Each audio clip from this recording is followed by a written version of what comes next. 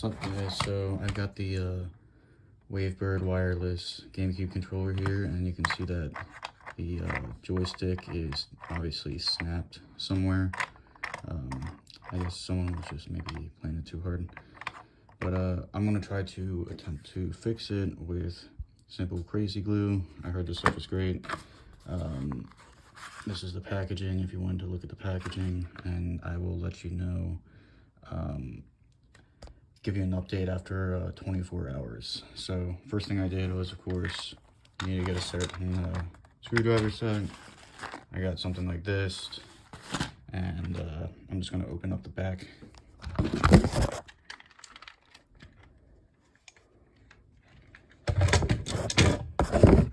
I had already unscrewed all the screws, as obviously.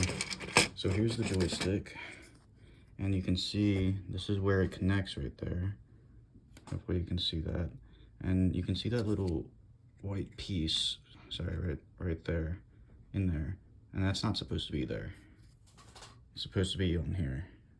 It's snapped off, which is causing that loose, broken joystick, as you can see. So what I'm going to try and do is I'm going to line this up back with that, but I'm going to try to put some crazy glue, a little dab right there. I'm going to hold it on there for a while. I'll let it dry 24 hours overnight, and hopefully it will fix the problem. So I'll show you what it looks like after then. Alright guys, so first thing I want to say is just be very careful with the amount of glue that you apply to the bottom of that joystick, because if you add a little too much, you might run into some problems like I'm about to describe that I had to go through, and I hope that you don't have to go through. So I would just add a little bit, maybe a small drop. Remember, you can always like take it off and add it more if you want, and then try it again, rather than if you add too much, you might ruin the entire joystick.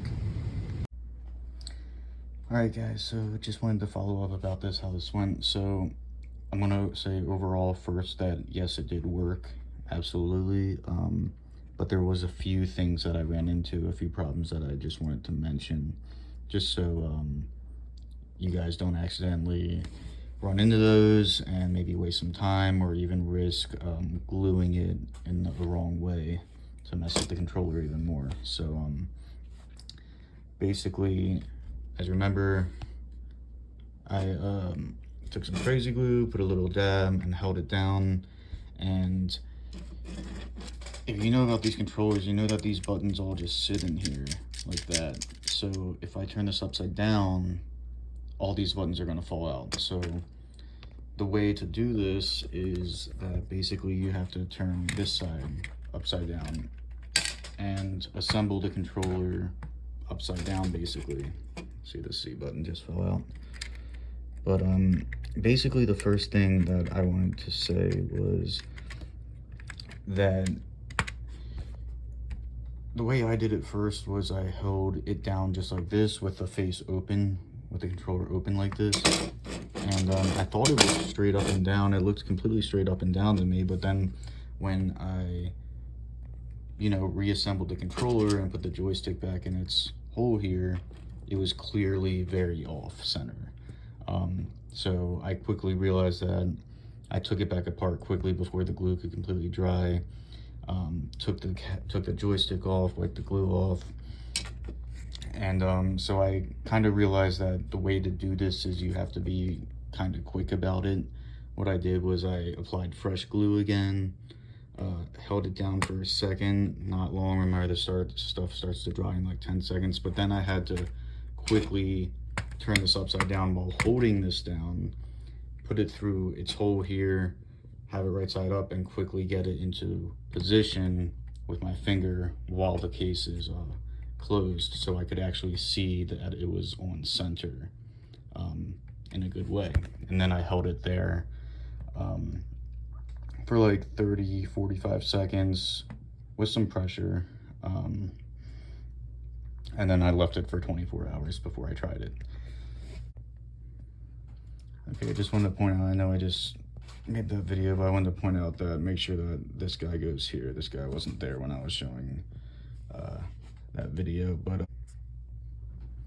and you can actually, it's easier to assemble it when you just actually put it right up against those buttons and then take the bottom part of the controller and turn it upside down and press it against it.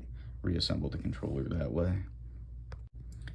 Now the next main problem that I ran into was, yeah, it felt pretty secure, but I noticed when, after the glue had completely dried after 24 hours, when I would move the joystick in a couple different directions, it would get stuck.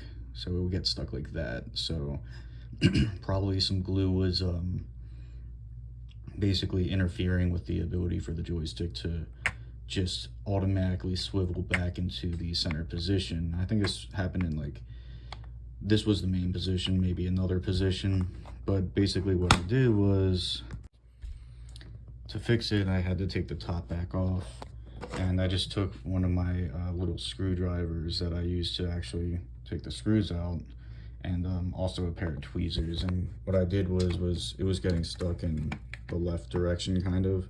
So what I did was I just tilted it in the opposite direction, and I could kind of see, I doubt you'll be able to see a good picture, but I could kind of see a tiny bit of glue up in there where I connected it. And I just kind of stuck the screwdriver in there and gradually just shaved the glue down a little bit.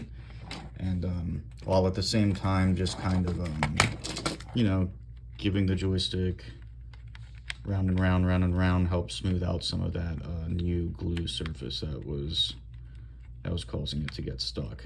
And it pretty quickly, after, I don't know, it took probably 10 minutes for it to get like completely solid feeling again, like basically like new. This controller feels pretty perfect, honestly. But then so after that, I reassembled the controller again, and after reassembly, I decided to try it out, of course.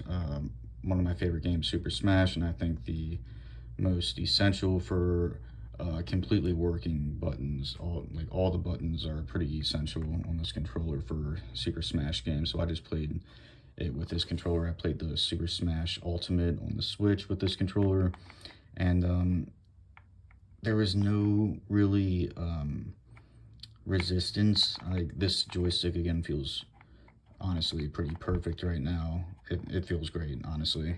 And but when I was trying to move or run left or right, it was pretty insensitive. So meaning like I would like dart right, but the character would only maybe walk slightly or walk slowly, or it would just like hesitate or something. And so that was obviously a problem, but really the main thing that I just did to bypass that was I just continuously kind of like right was the main problem, so I just really just did stuff like this, went back and forth both directions. I did it, played a couple games. Honestly, there was a couple lags, but honestly over time, I would say this controller is like 98% perfect, honestly.